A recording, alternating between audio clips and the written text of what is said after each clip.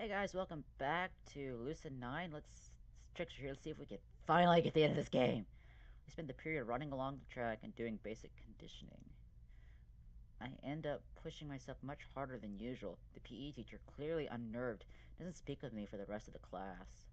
The afternoon passes by in a similar fashion, stagnant and written with idle gossip. It's not until I'm out of the school that I realize I haven't seen Yahiko again. I don't have anyone to hang out with, so I leave straight after class. I'm about to turn out of the gate, but a sudden ping from my phone draws my attention. Who dares send me something? What, 310? What are you getting out of class? Son of a bitch. Sup, General? Heard from a little bird and a turd that you were feeling a bit under weather. Want to swing by Drama Club? It's a party. Figuratively speaking, of course. Drama Club? Now? I guess I don't have anything better to do. Sure, let's go. It's not a bad idea. Some make-believe might just be what I need. Especially with Akira. And if that display on the rooftop is anything to go by. What classroom?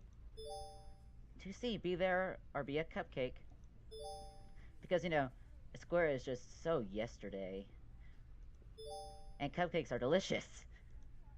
I roll my eyes, but I'm smirking as I enter the classroom. Yeah, this should make my day considerably less crappy. Yeah.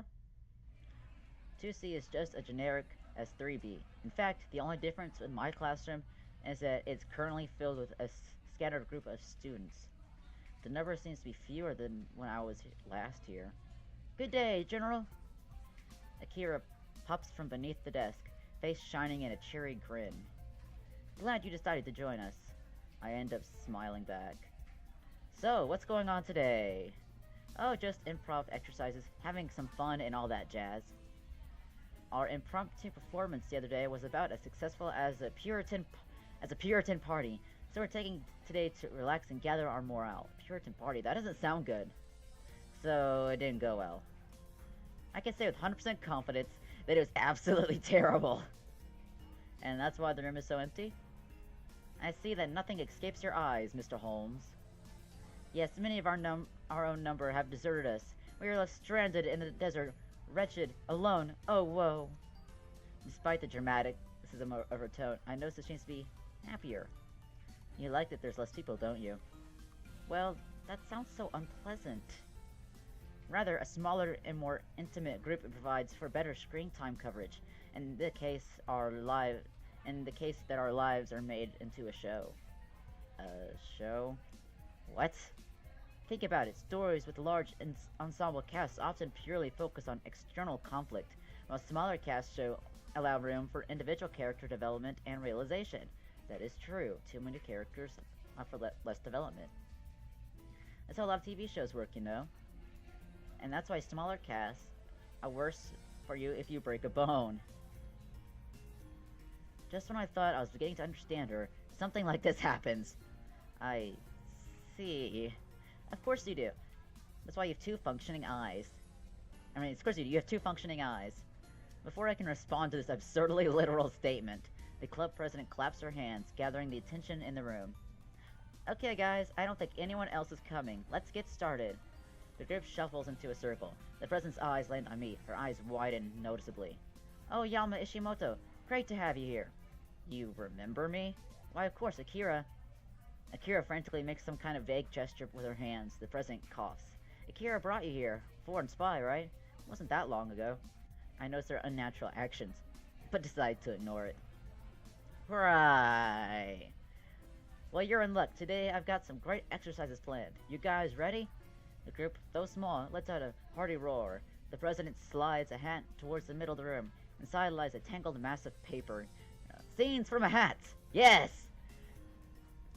Okay, let's do some warm-up improv. Akira, do you mind? It'll be a pleasure, Prez. She eagerly shuffles forward and snatches a random slip. Her eyes drift over the words. My character is a lawyer! Good, Tatsuya. Why don't you match her? Sure thing, Prez. He also extracts a slip and snorts in disbelief. A dragon with an attachment complex to his captive princess. Great, you guys know the drill. 3 minutes. Ready? Akira straightens, adjusts her jacket. Her partner leaps on the desk and curls lethally, as if he were actually a dragon. Go! Akira strides forward, whipping her finger to her partner. Hold it, Mr. Dragon. Are you not aware of the severe consequences associated with kidnapping? It's a serious felony offense. Your lightest sentence would be the equivalent of 20 human years or more if you do not cooperate at once. No! You can't take her from me. She's mine, my precious. Akira slaps her hand convincingly on the table. Your Honor, the defendant, we're not in a court of law, little lawyer. Go away before I fry you to a crisp. Take that. I thought that dragons were supposed to be creatures of honor. Must I challenge you to a duel? Your partner gives a long, dreary sigh, as if genuinely disturbed by Akira's insistent presence. Fine. If you want to know, little lawyer, why I refuse to forfeit my precious? Enlighten me. Simply this, little lawyer. You are playing by the code of humans. I am playing by the code of dragons. Shall I tell you what the code of dragons states? That a dragon can kidnap any poor innocent soul whenever they so please? No, in fact, shit, P.S. Which is, if the place to which she must return is worse than our possession. The room gasps slightly. Even Akira's confidence falters. She what? My dear, dear precious little lawyer, what was cruelly abused by her own castle is safer for her here than anywhere else. But that can't be. A brief silence falls on the group, punctured by the shrill tone of an alarm. The club president hastily waves her phone as the room breaks into applause. Time's up! Great job, Akira! Tatsuya, that was really creative. That plot twist was a brilliant comeback to Tatsuya. That was so fun to watch. When Akira sits next to me, I'm in closer to her. So that is just an improv where anything goes? This is just improv? Actually, it's more than a battle, more like a battle of wits. As the improv continues, a scenario is created, where each person clearly takes one side. While staying in character, they must figure out how to win the battle of wits before time is up. That doesn't seem very even. Oh no, I'm just no good at it. You see, I should have said that the presence is actually Spartan.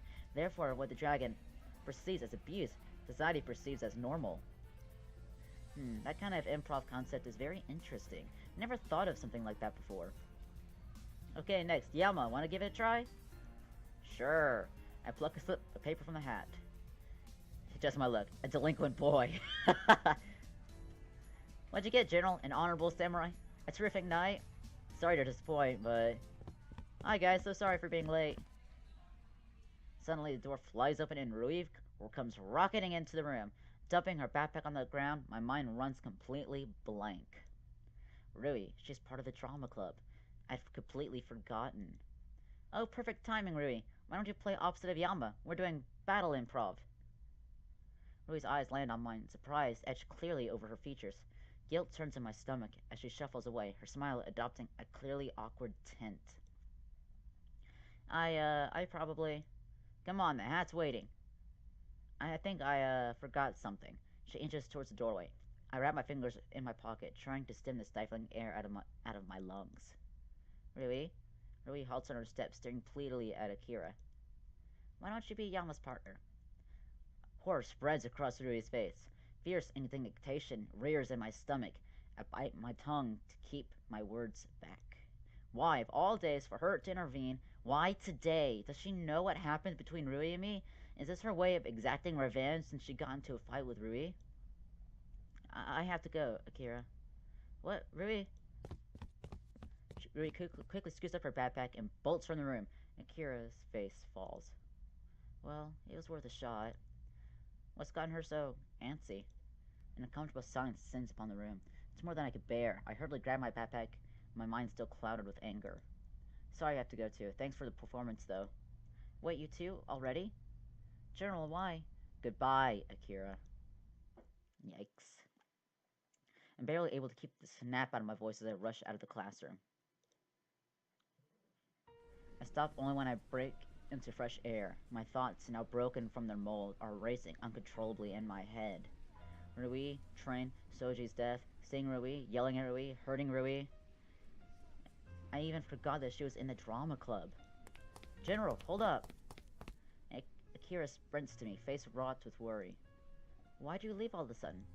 I clench my jaw, working to keep my words civil. Akira, you need to be honest with me. Okay. Did you also ask Rui to come to drama club today? She usually comes, but I want to make sure. That's answer enough. Why do you want to make sure? Because you wanted us to meet? Well, yes. Akira, please. I've told you this before, but you need to stop meddling. Look, Rui and I fought yesterday. What just happened in that classroom? Well, I think it might have made the scenario a whole lot worse. General, I know that you and Rui fought. What? My anger blossoms in my stomach. Then why did you plan this? Did you intentionally try to make us miserable? Is this because you and Rui are on bad terms? No, Rui and I made up a long time ago.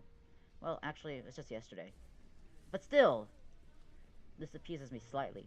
I try to withhold my accusations. Then why? You need to make up with Rui, General. I wasn't there, so I don't know who was wrong or who was right. But it's always best to apologize first. The words aren't usually straight and simple, especially coming from her. Still, I don't appreciate how she's meddling. Yet again. Here's the thing. I don't even know if we will make up. We might just not talk to each other again. Move on with our lives. That's exactly what can't happen, General. Don't you see? You move on, you leave loose ends, and you end up with regrets that fester inside you like mozzarella cheese in an Italian summer. Or Indian summer. Even if it's painful, you need to make up. Because by the time you're ready, it's too late. She sinks to the bench, and for the first time I realize that her chipper demeanor belies an exhausted face. Too late? She spends a moment in pensive silence before she speaks.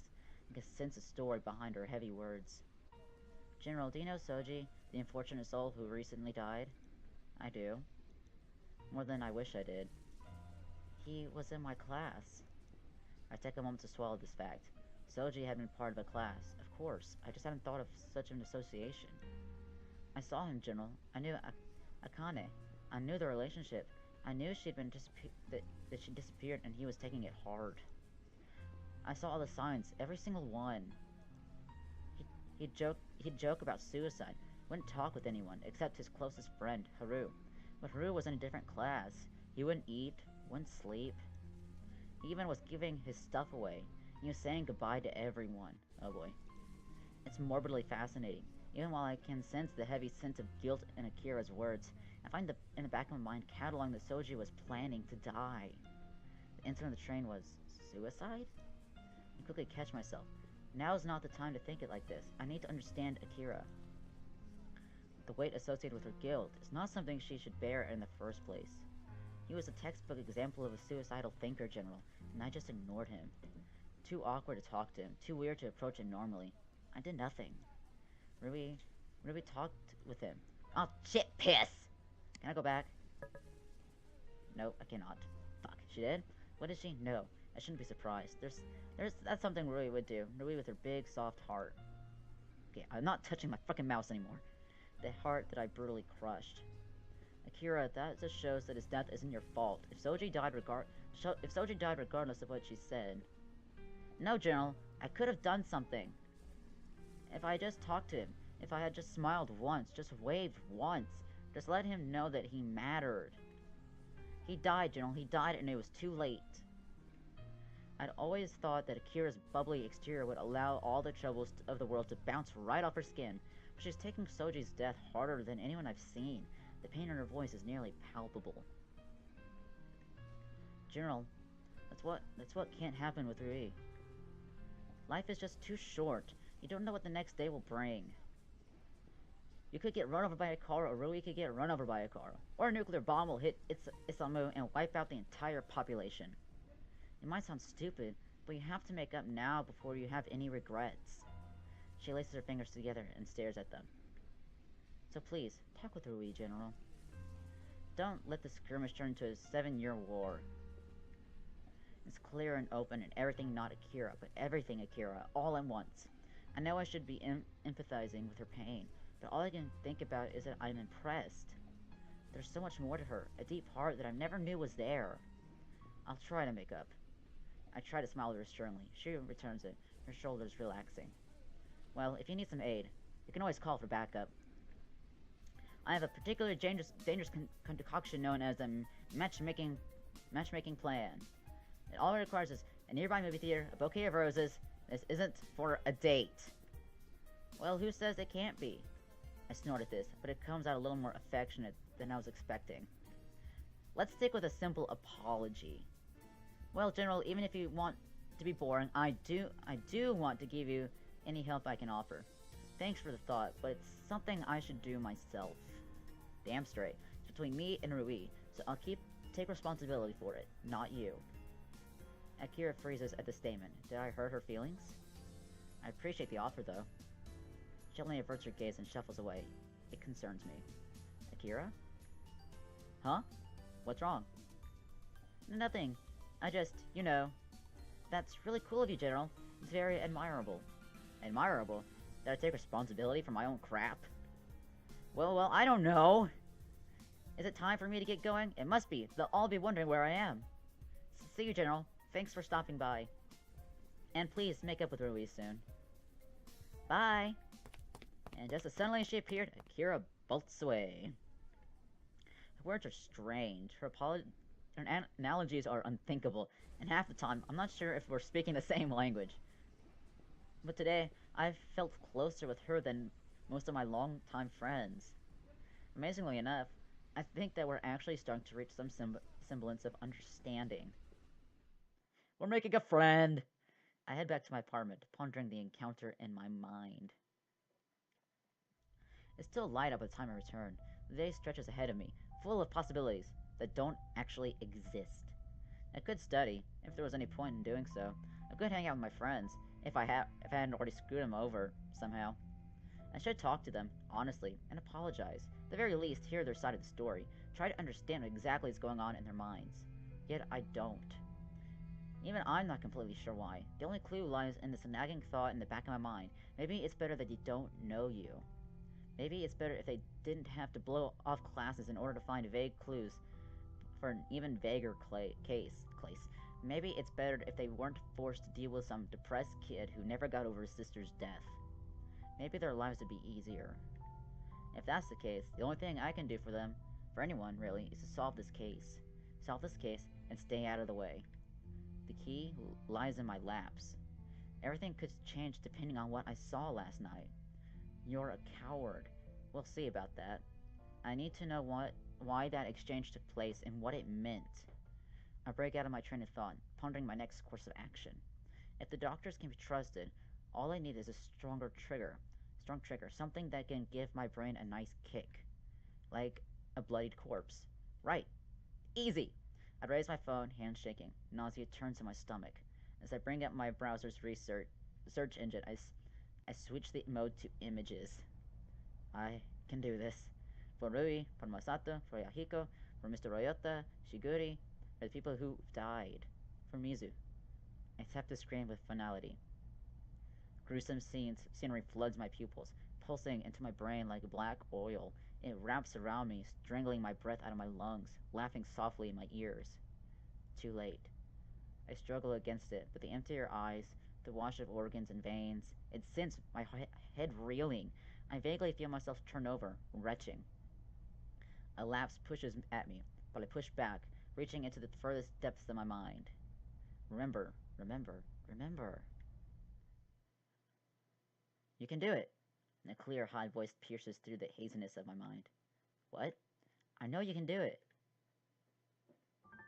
I'm dumped in the yard of some primary school where there's grass and trees and no towering monoliths of skyscrapers. It's most definitely a suburb. I'm sitting on a swing, and a tiny girl with legs that don't even reach the ground is on the swing next to me. She's a brave one.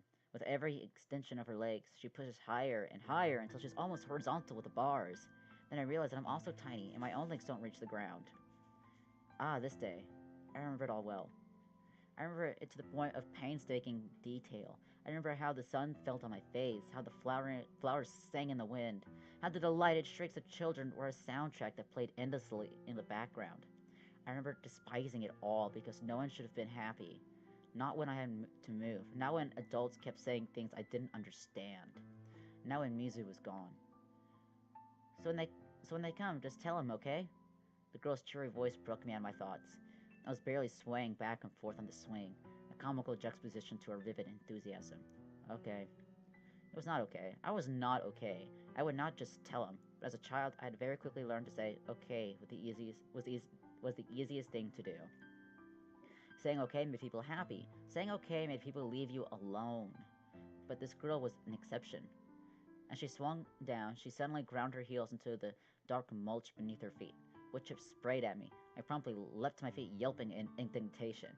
Hey! The girl jumped from her swing, landing in front of me. When she stood up, her hair seemed to glow like fire in the sunlight. Promise? I flicked bits of bark off my elementary school uniform, nodding dully. Okay. Pinky promise? She stuck out her hand. I shoved mine in my pockets. Okay. You aren't pinky promising. Cross my heart. Hope to die? I don't speak because I suddenly feel funny. This girl's eyes widened. Oh, maybe you shouldn't hope to die. Your sister's already dead. She said this solemnly. As a 7-year-old, I had absolutely no concept of political correctness, so I only shrugged. Yeah, it's okay. There's lots of trampolines in heaven, trampolines and flowers. Okay. And the girl, though, was saying her piece, leapt back onto her swing and continued her crazy quest to the top. I only made shapes in the bark mulch with the tip of my shoe. Suddenly, the girl hunched her knees to her chest and pointed frantically in the distance. Hey, hey, hey, they're coming, hey!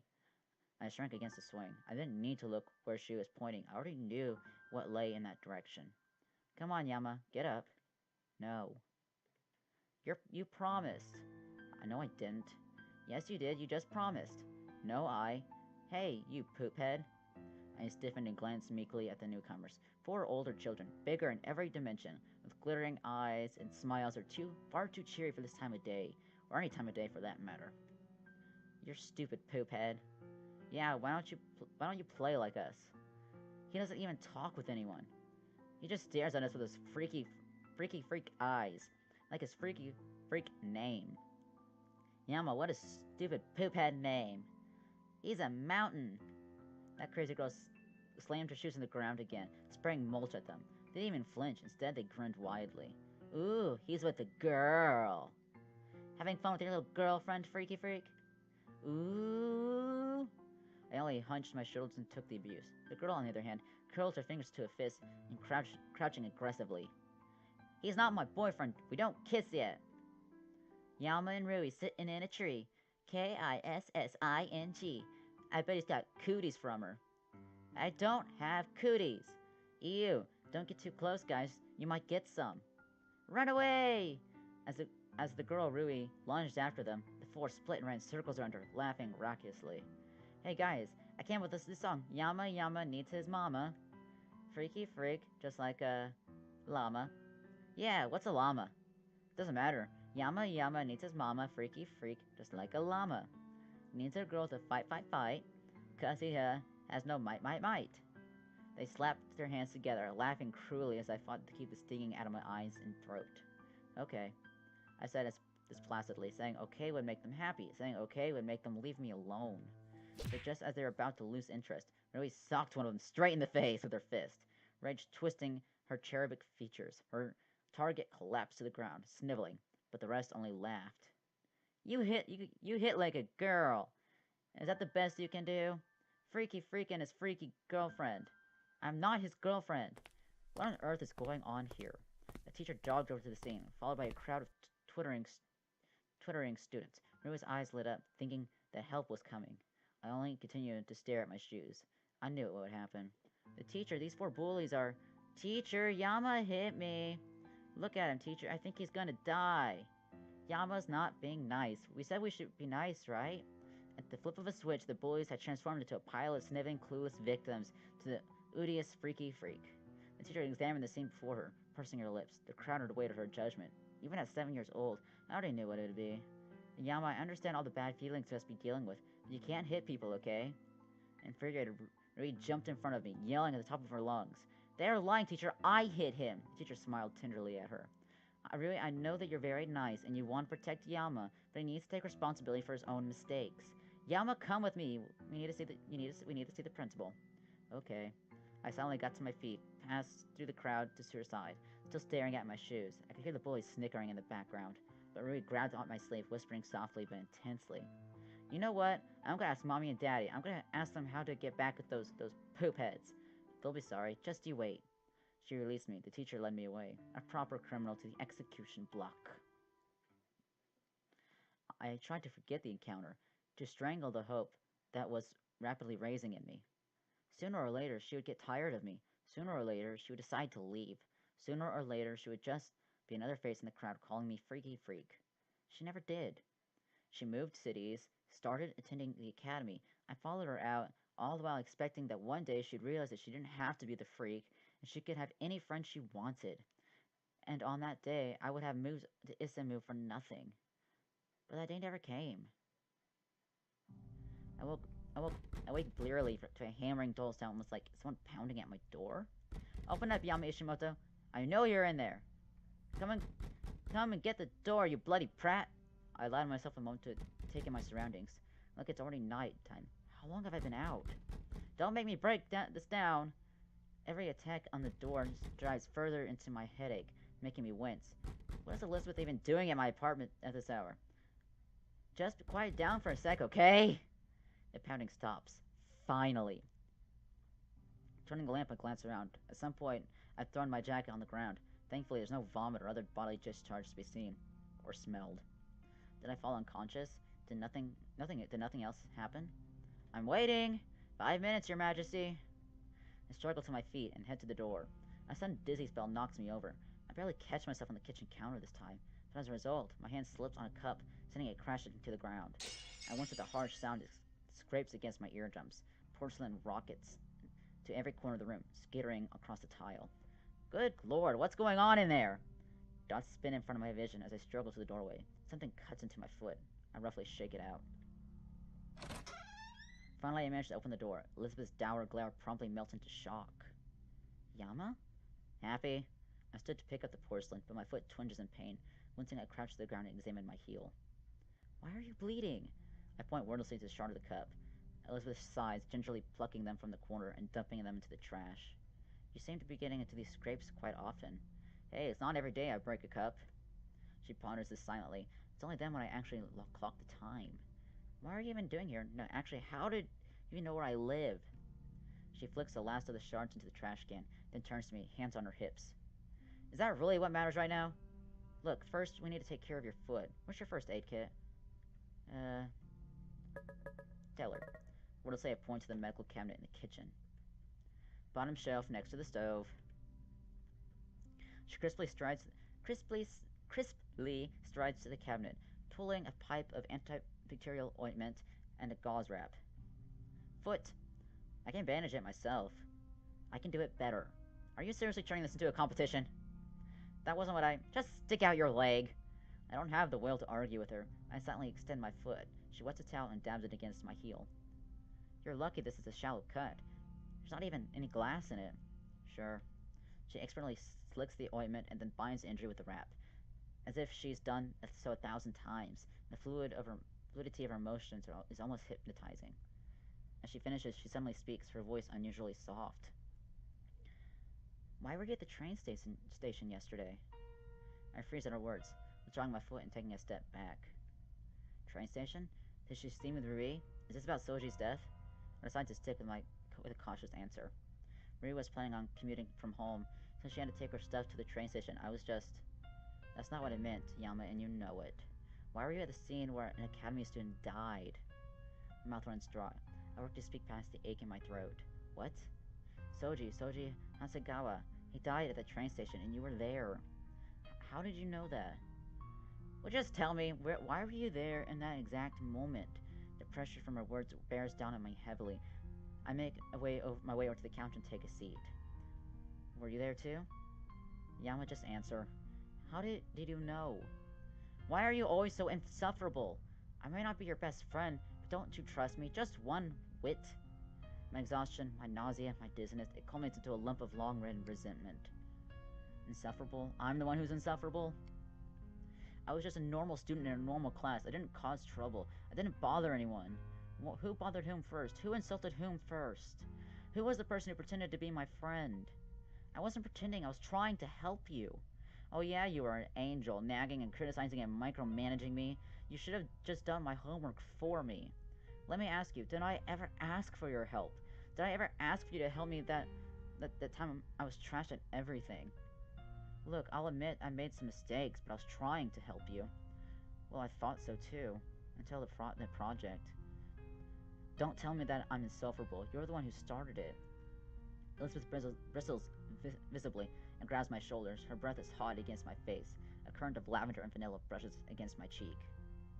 What did you expect? Did you think I would baby you around? You dumped that project. You left me to do everything. You don't know how many all-nighters I had to pull just to get that bloody poster done in time. That poster isn't even... It isn't even what? Worth anything? It's worth a grade, Yama, and grades are money. More than that, it was a City Link project that was worth 50% of our grade. I blink in surprise at that fact. Honestly, I never checked the syllabus. The fact that one project could be worth so much is alien to me.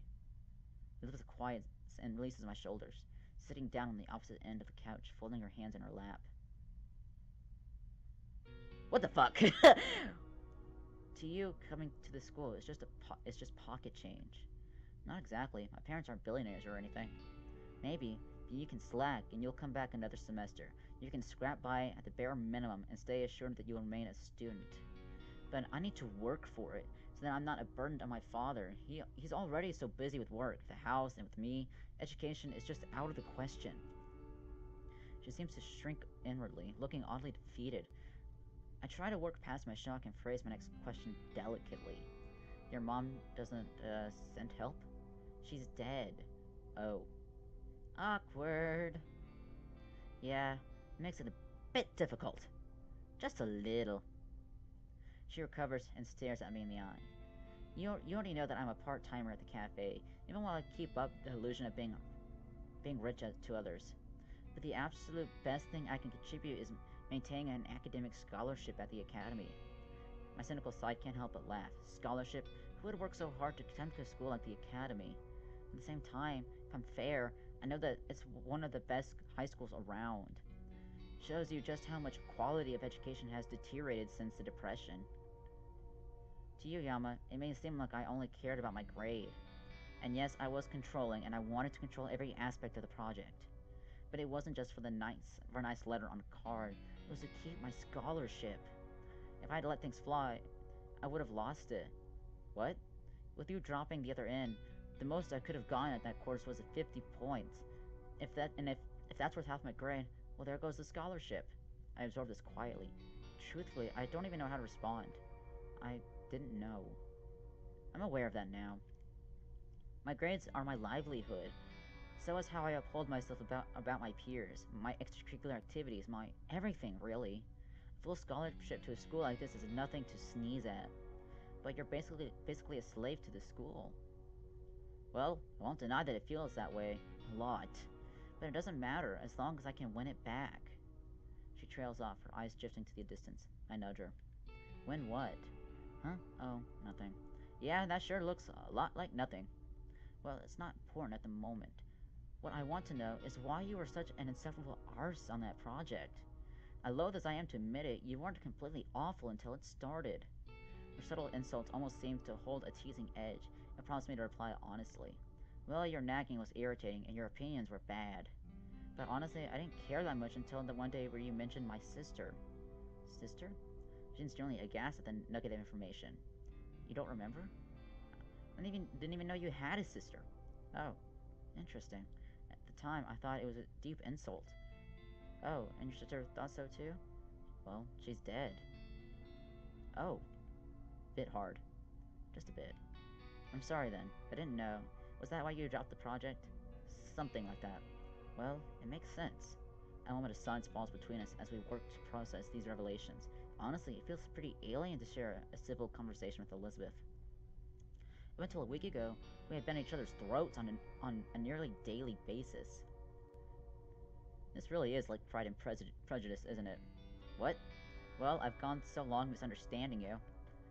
Well, so have I. I guess we both are Mr. Darcy. And Elizabeth Bennet. I suppose everyone is, to some extent. You more than most, Miss Half-Englishwoman whose name is Elizabeth. And you as well, Mr. Take his wealth for granted. Before I can respond to this, she clears her throat. But this is getting off topic. Seriously, Yama, I need to know why you are at the train station. My guard instantly rises, even though Elizabeth doesn't seem to have any bad intentions. Just to mention the trauma puts me on alert. Why do you need to know? Elizabeth rockets to her feet, her voice low as she glares down at me.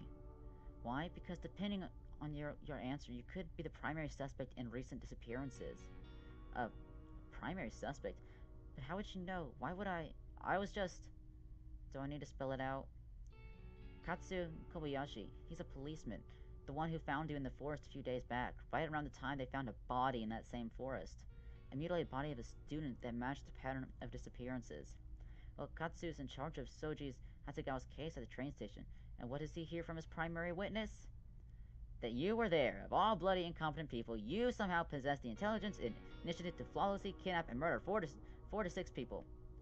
I can't tell whether she's insulting me or fighting for my innocence. Not that it matters when she knows so much. How do you? She throws her hands up in the air.